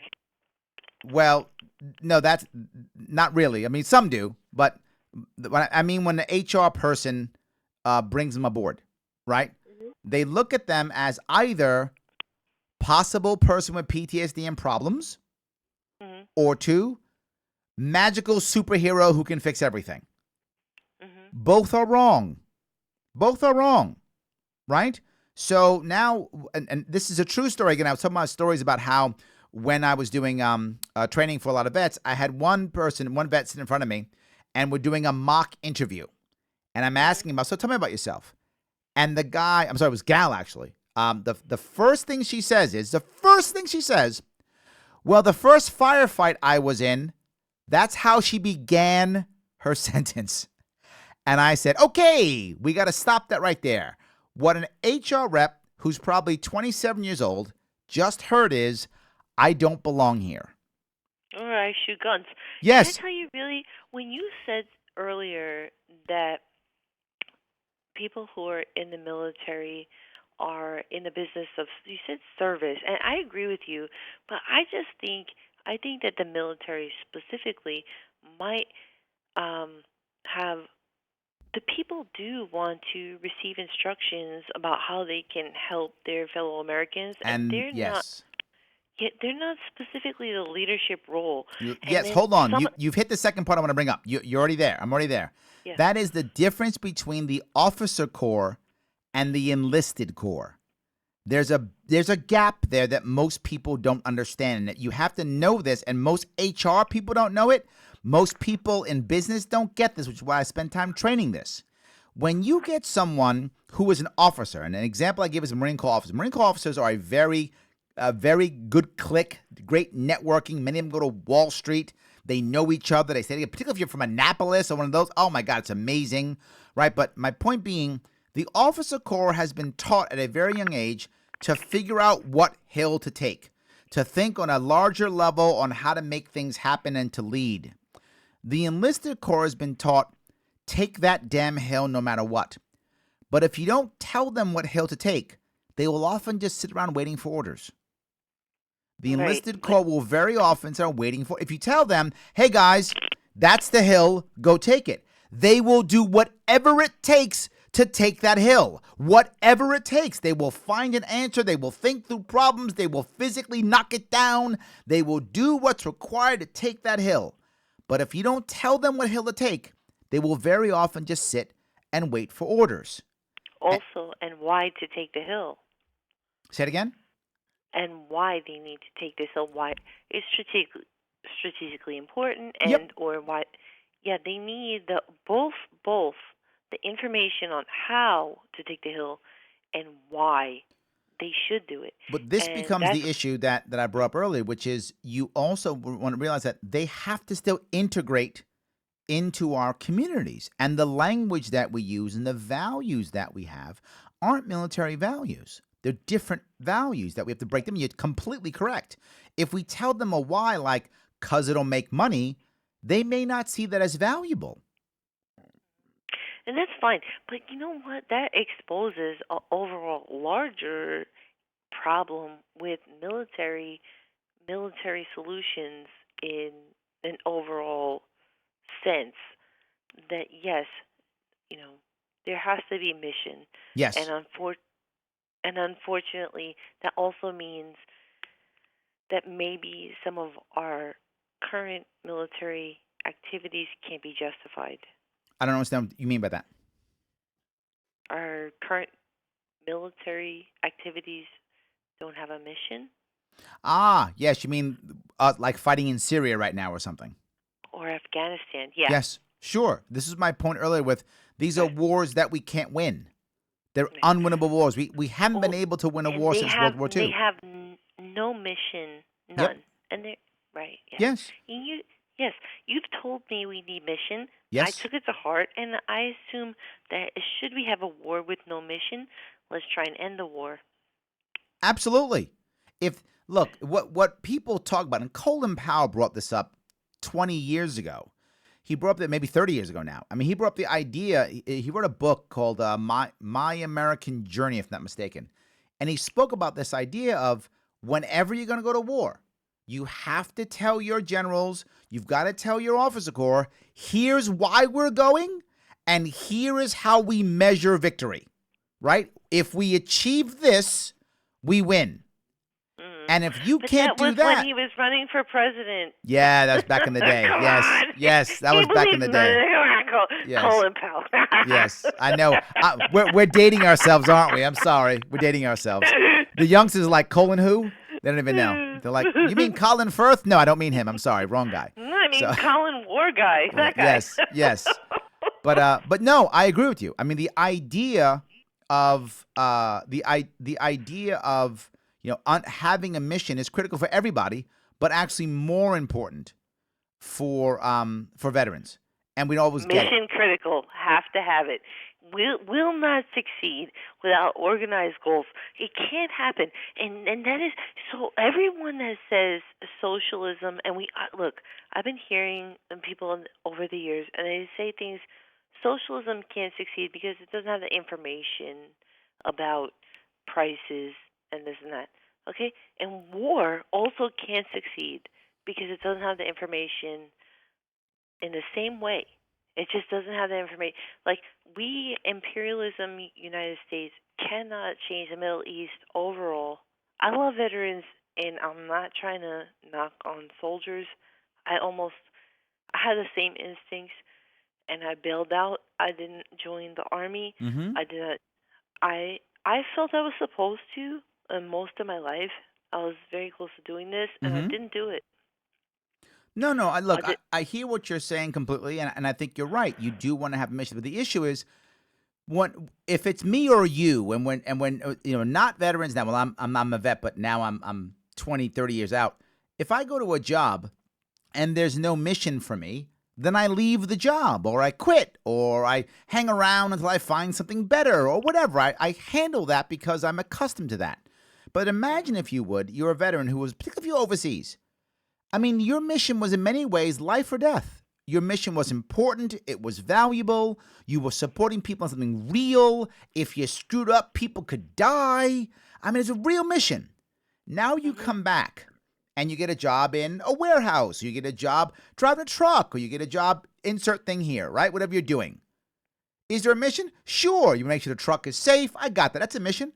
Make sure the warehouse is put together. That's a mission. I got it. But is it anywhere near that mission you had when you were in? No, it isn't. And to your point, that's if they're lucky enough to have a clear mission. What if they don't? What if the bosses or managers aren't good and they just say, go do your job, go away, see you at 5 o'clock? That guy gets depressed. He can't find connection. He doesn't feel like he's part of the world. What does he start doing? He starts hanging around other vets only. They all feel the same way. They start going to their own clique. They fall into their old habits. They all start reminiscing. They all stop feeling bad. They don't integrate. And before you know it, one of them puts a shotgun in his mouth. That's how that happens, again and again and again. I say this forever, and I'll keep saying it. We need a way to get our veterans integrated back into their communities as easy and as soon as possible.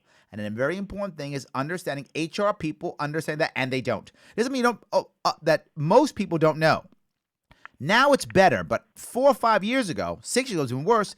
There wasn't even an affinity group within an organization for veterans.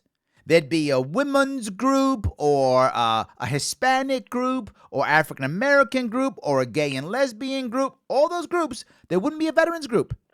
Wouldn't exist.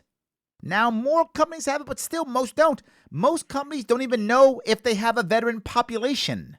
They have no idea, because on their forms, they have no way of checking a veterans box. Now, again, that's become better recently, but for a long time, there wasn't even that. So how could that even work? So anyway, I want to say thank you, Susan, for the phone call. I hope that was a good chat.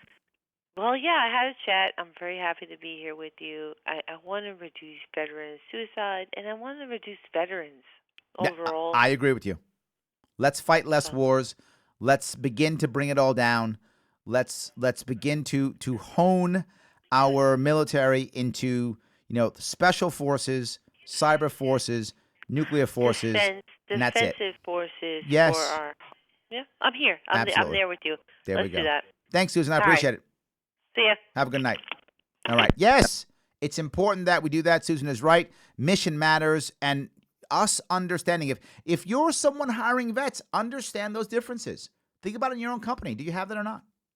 So I'm going to stay on the phones. This is just New York night. I love it. We're going to go to New York now. We're going to Olean, New York.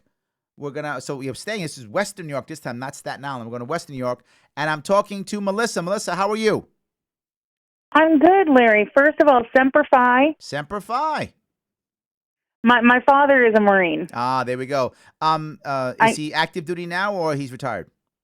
No, he's retired, but you never stop being a Marine, right? That's true. Absolutely. Yes. Absolutely. And also thank you for your service because it is Veterans Day. It is Veterans Day. Absolutely. Thank you. What I'm concerned about and I have questions about is my grandfather served in Vietnam. Mm-hmm. He was in the Navy. He was a parachute rigger. Mm-hmm. And he doesn't talk much about his experiences. And my uncle, his son, was in the United States Army. Mm-hmm. He's still in the National Guard, but he served in Desert Storm and Iraqi Freedom, Mm-hmm. both times. And he did a couple for Iraqi Freedom. But my concern is I don't know as a civilian what members of the military go through Mm-hmm. as far as when they return from a foreign country and they're getting ready to go back home after war. What the military does to kind of reintegrate them into civilian life as far as the mental health capacity. No, this is a very valid point, and I'm going to say something that will shock some of you, but I'll say it anyway. The government does a terrible job at separating military people. A horrible job, and it's done so for decades. For decades. There were guys who would get out of Vietnam, maybe your grandfather, get out of Vietnam, and literally within 30 days be back on the streets of their home. After a year or two in Vietnam, that's how fast they were back. There were some people, I remember hearing stories that they literally had Vietnam dirt on their boots when they were back in America. That's how fast they were reintegrated. And that's one of the reasons, there are many of them, but that's one of the reasons why they had so much trouble, was because of that. One of the reasons. And still does bad. It's so bad that I actually stopped working with the VA. The VA used to come to me all the time. That was a norm. They knew who I was here in New York, and they would come to me and ask me to do trainings and such. But they had some kind of rubric they had to work with. They said, well, you have to do X, Y, and Z. And I said, all of this is horseshit, means nothing. Yeah, but you have to do it. I said, I'm not working with you anymore. They were doing things, I'm not joking, it's probably 15 years ago, 10 years ago. They're talking about, tell them what paper they have to put their resume on. I'm like, paper on your resume? Who the hell reads a paper resume anymore? What are you, nuts? These guys aren't doing that. What are you doing? It's a terrible idea. So the VA was also very bad. I don't know if they're still bad. My assumption is they are, but I don't know for sure. They were terrible to the point where I literally would not work for them. And the funny part is, the VA actually wanted to pay me. And I still said no. So I only worked with nonprofits, which I would do for free. So I'd only work for because nonprofits actually wanted to help vets. Nonprofits said, Larry, we're so happy to have you, and you can talk to these vets about real issues. Please go tell them we're not going to give you a rubric. They just decided to ask the vets afterwards if they were satisfied with what they were learning. And they said yes, so they brought me back. So you have you're right. We definitely need local communities to step up here. The government is not doing a good job, and it's clear. Now, people say, well, the VA is good. People like the VA. Let me tell you something. About 100 Americans commit suicide every day, give or take. About 22 of them are vets, give or take. Vets are less than 10% of our population. They're committing suicide at twice the rate of non-vets. VA is not doing so well. I don't care how you slice that. I can tell you, and I'm not ashamed to talk about this, but I have non-combat PTSD. Sure. From child abuse. Yes. No, that's a thing I know. And I can't even imagine what someone who's been in a war zone and seen or actually been involved with, people being killed, what they're going through. Absolutely. No, look, PTSD is not only from combat. The issue is we've created a whole lot of PTSD because we've created so much combat, right? There are people who go through PTSD from all types of trauma, from abuse or mental, physical abuse, all types of things, right? Of course. All I'm saying is we know, in other words, if I see someone walking down the street, I have no idea whether they've been abused as a child or physically or mentally abused. If I see a vet who's come from combat, I know he's probably got some PTSD issues, and we can deal with it. And the VA should be doing a better job. And it's not. Community has to step up. And look, if you've had What? issues with your own PTSD, here's what I'm sure of. When you had more people to lean on, it was easier.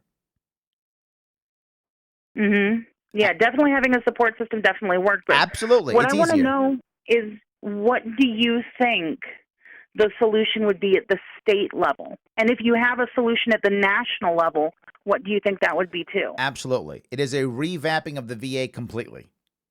Figuratively, blowing it up and restarting it. Figuratively, don't get me in trouble, guys.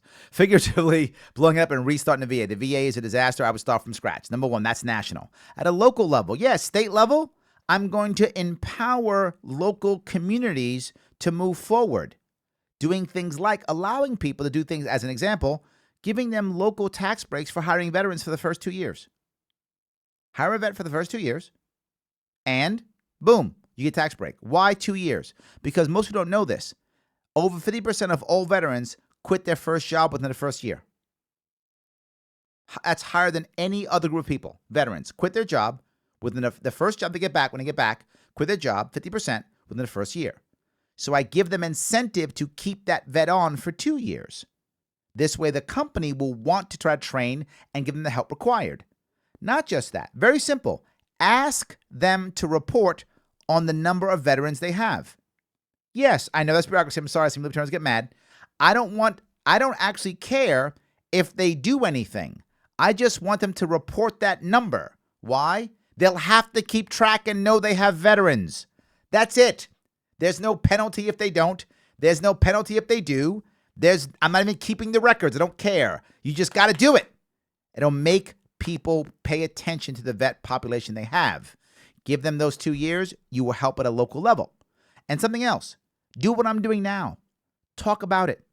Talk about it so that local VFWs, local American Legions can put together support communities to move people forward. You do those 3 things, you'll have safer, happier vets. Was that helpful?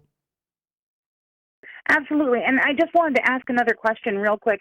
Do you happen to know what the percentage is of veteran-owned businesses? Because I've heard a lot about that as well. Yeah, the problem is there really isn't. That, again, as I said, most people don't keep track of that. There's some guesses out there. You can do some guesses, but the only thing they'll keep track of is veterans with disabilities. They'll do that. So there's some good data on vets with disabilities who own businesses, but just veteran-owned businesses, it's hard to find. I'll do a Google search if I were you.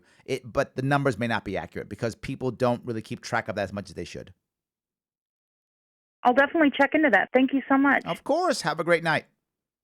You too. Awesome. Thanks for calling.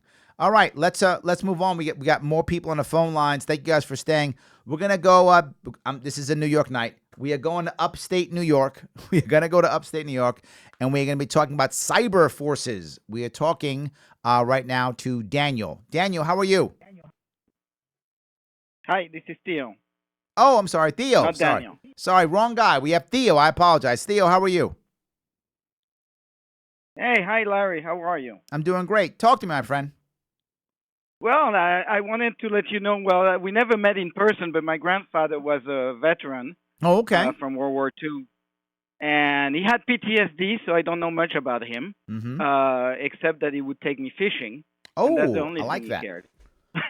No, I like But, that. Fishing and things like that are very often great ways to calm people down. Absolutely.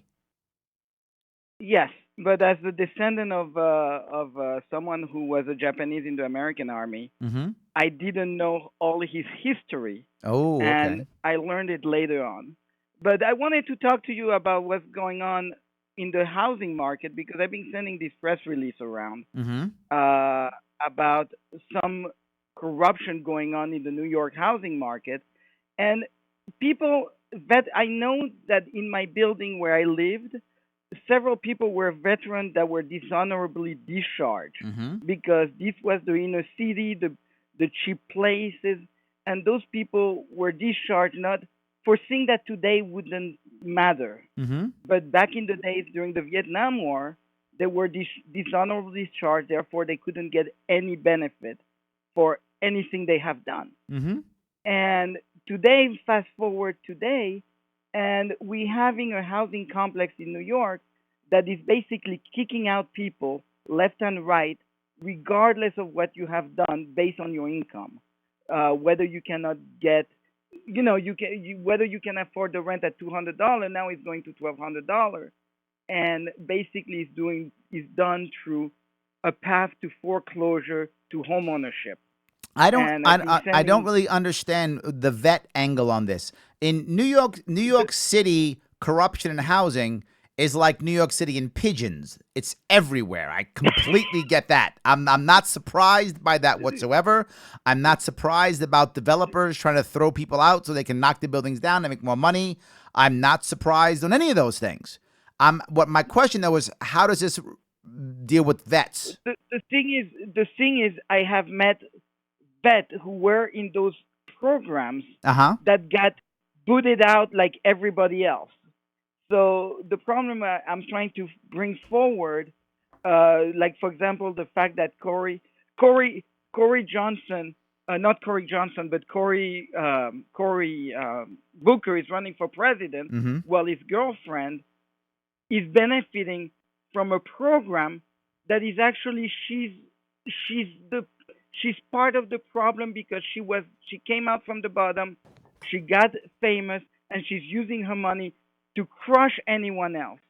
And this is happening all over the place, that people like her who are getting suddenly richer start to push down on the most vulnerable, including some vets. I think that happens often, and I'm not sure it's a vet issue, but if I understand what your concern is, though, is that some vets who were thrown out for the dishonorable discharges.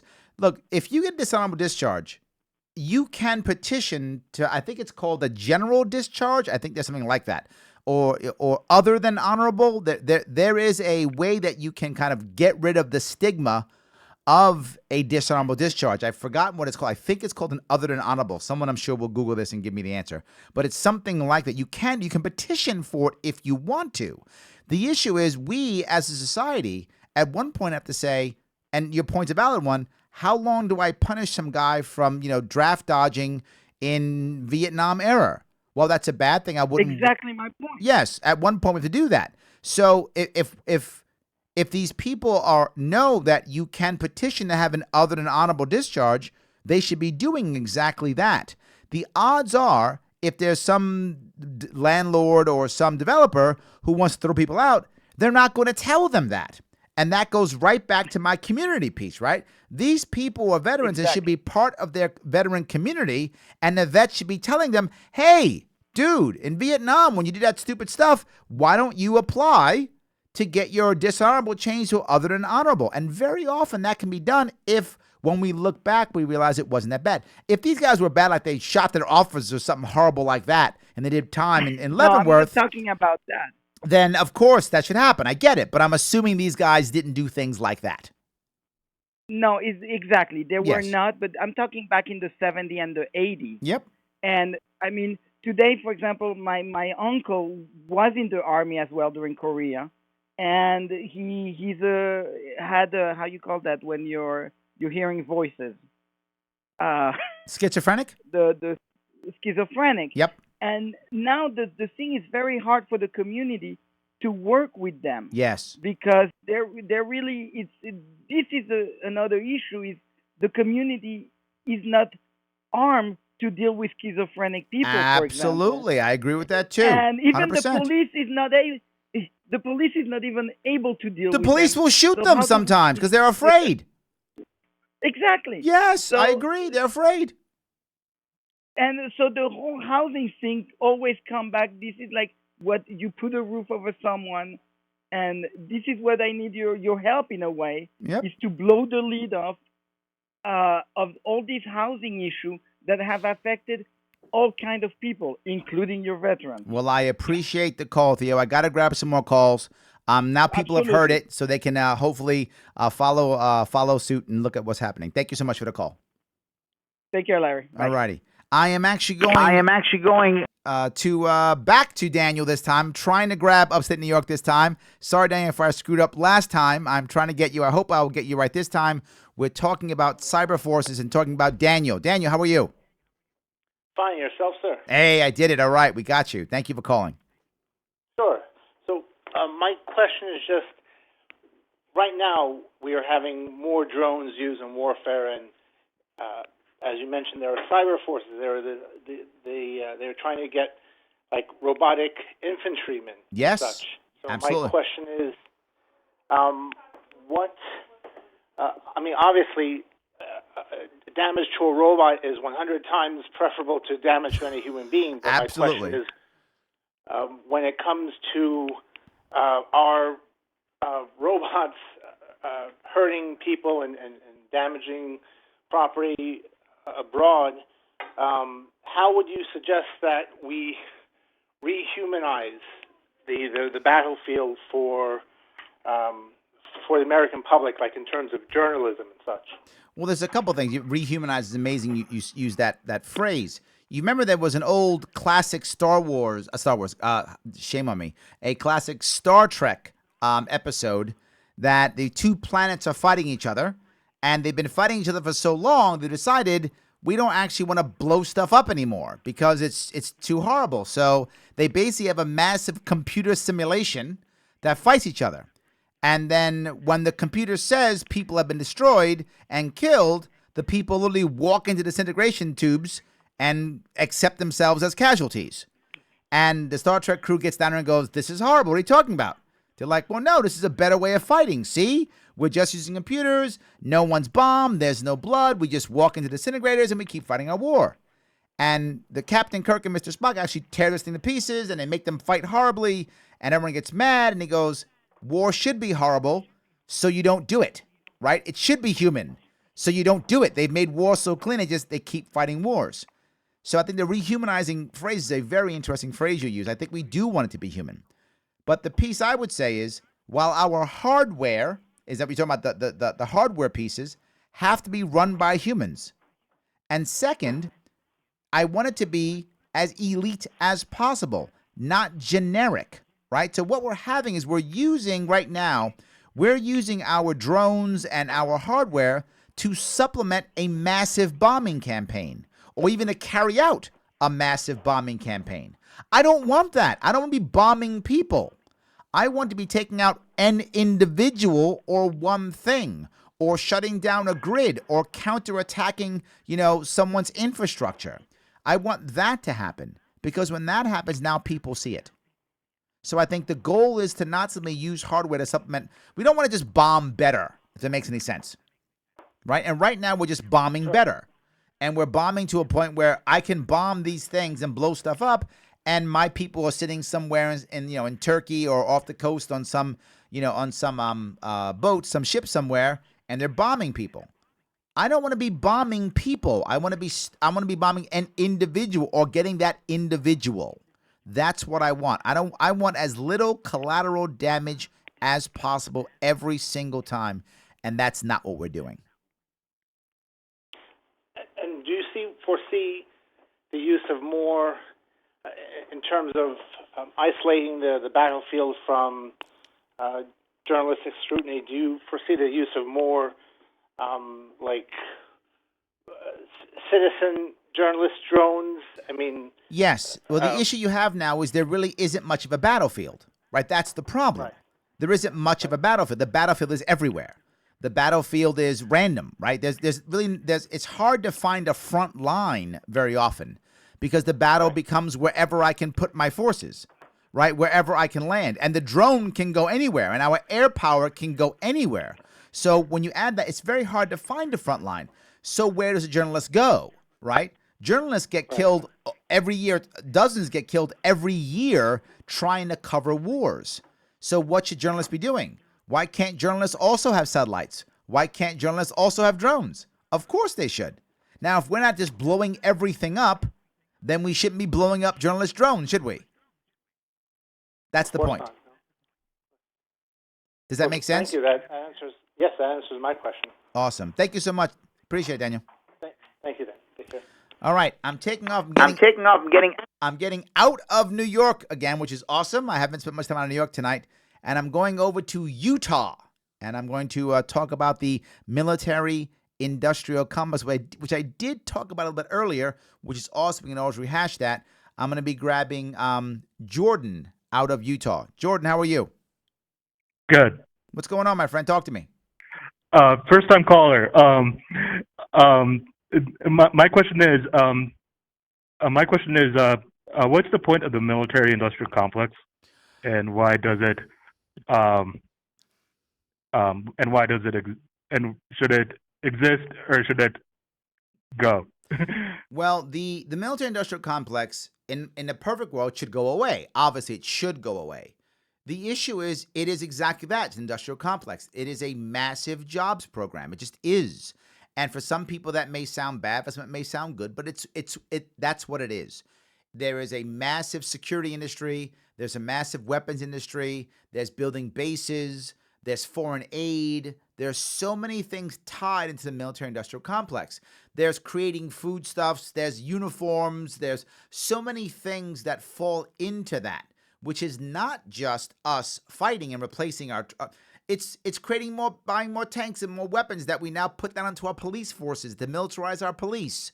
There is so much to it. You can't just go, it should end tomorrow. I mean, you could say that, but in reality, if you did it, you would put so many people into distress and into some type of disruption immediately that they would cry for it to come back right away. In fact, they'd want to double down on it. If you just got rid of it, we would double the military-industrial complex in 3 months because people would want it back so badly. So we have to be able to provide ways of getting people to have those jobs, to build the things we want us to build, which is why I spoke earlier about the idea of start trading now. Let's open up Cuba. Let's open up North Korea. Let's open up Iran right now to starting to trade back and forth now to open up new markets, to get people those jobs so you can slowly begin to pull back on the military-industrial complex. Start getting rid of all the people closing the bases that overseas. But you can't close them right away. We've made treaties with these people in other countries, and their economies are based upon this. And there's so much of an intertwining of the military-industrial complex with the civilian population. It just, if you get rid of it right away, the disruption would be massive. So should it go away? Of course. Will it go away tomorrow? No. Should we get rid of it tomorrow? No. We should wean it off to the best of our ability. Otherwise, disruption will be so bad, people will just... Remember, people who are afraid make bad decisions. I don't want more people who are afraid making worse decisions. Did I answer your question? Yeah. Thank you, Larry. Awesome. Yeah, and I hope you run for the Libertarian nomination. Of what? For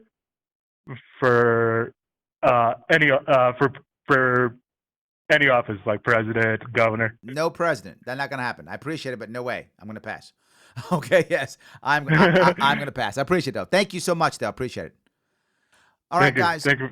I want to say thank you so much for tonight. This was an amazing show. I'm so happy you gave me all your time and energy. And if you want to support the show, heading over to patreon.com/Sharpeway. If you like what I was talking about, give what you can give. Support the show. This costs time. This costs money. Look, it's Veterans Day. I'm here with you, not with my family and friends. I'm here with you, right? This. If you think this matters, you have to support. You've supported many things. Support this. Go there now. Drop $28 a month. Drop $15 a month. Drop $9 a month. Drop something a month so we can keep this going. I want to keep this going. It matters. There are a lot of shows that are libertarian out there. None like this one. And you know that's true. Otherwise, you wouldn't be listening right now. So I'm going to say thank you, guys. And I will see you all next week. Next week here on The Sharpe Way.